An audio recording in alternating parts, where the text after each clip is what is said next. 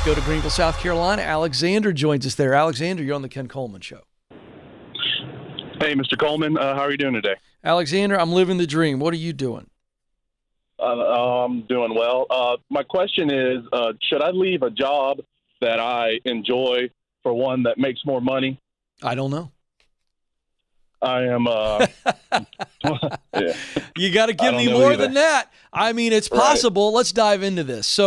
So you love the work, which is what? What's the job? Tell me about it.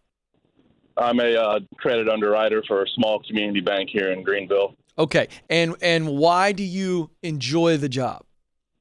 I love thinking analytically. So I just love looking at, I know it sounds really nerdy, but I just love looking at, someone's, financial situation and being able to make considerations based off that. Yeah, there's nothing nerdy about that. Again, you have that natural talent of logic, and you like using it when it comes to analyzing work and advising work. True or false? Yes, sir. True. Yeah.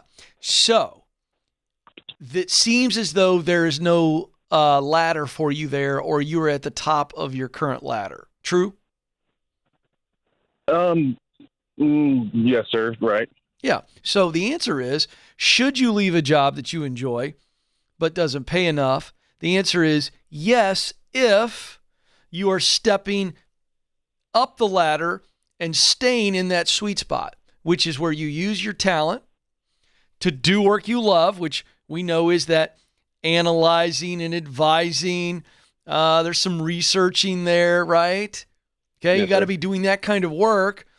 And then you want to be producing a result that matters to you. So when talent and passion and mission are in alignment, it looks like this.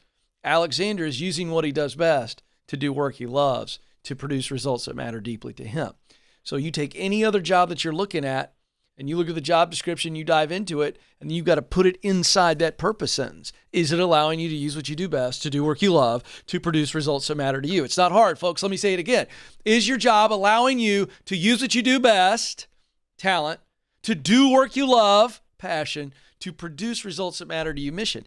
And so, Alexander, that becomes the next step. So yes, you should leave it because you are capped.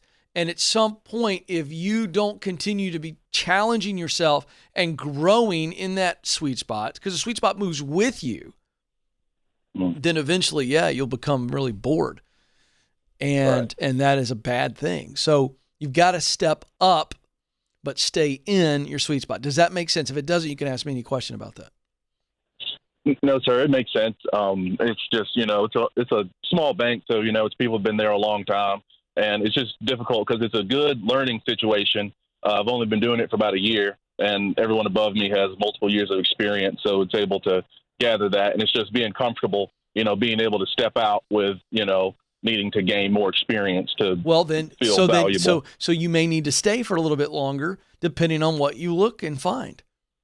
Whatever you look for, if they go, well, you need 2 years experience, then if I were you, I'd sit tight and work in that small bank where you're doing work you love and you get the experience necessary. But if you've got the experience necessary, which you might not, having only done it a year, if you don't have the experience, then stay put, be patient. If you've got the experience you need, then step right from that bank into something else. None of this requires a risky jump. Do you understand what I'm saying? Yes, sir. Yeah, you got this, man. Start looking. Doesn't mean you're leaving, but we're looking.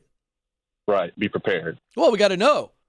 What must be true for me to step up the ladder? Let me give you 4 questions, Alexander, this is for the rest of our audience, that I write about in my new book, From Paycheck to Purpose, that I talked about at the start of the show.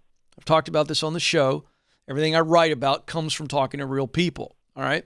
There are 4 questions that you've got to go get answers to, Alexander, for you to step up. Number 1.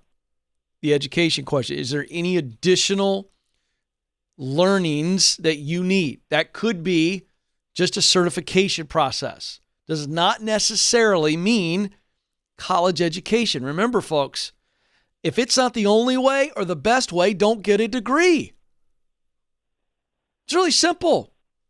All right, second question. That's the education question. What do I need to learn?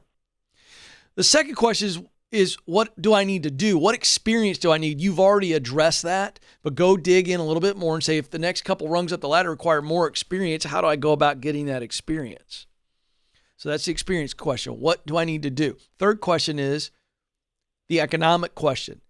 Based on what I need to learn, what I need to do, how's that going to affect me financially? That's what is it going to cost? That's the economic question.